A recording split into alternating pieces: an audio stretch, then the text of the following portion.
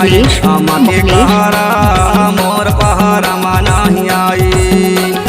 मोर पहाड़ा में नहीं आए वो मोर पहाड़ा में नहीं आए वो मोर पहाड़ा में नहीं आए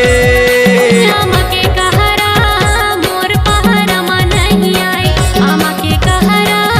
मोर पहाड़ा में नहीं आए मोर पहाड़ा में नहीं आएगा मोर पहाड़ा में नहीं आएगा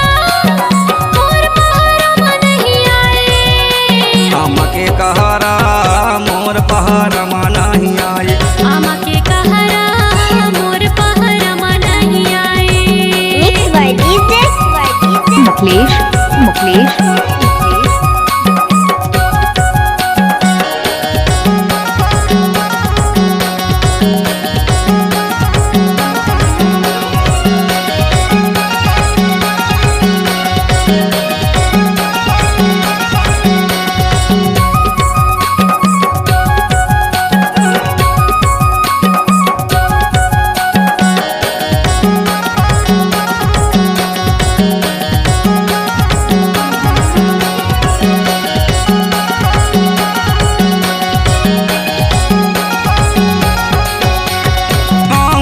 कई के तय दागा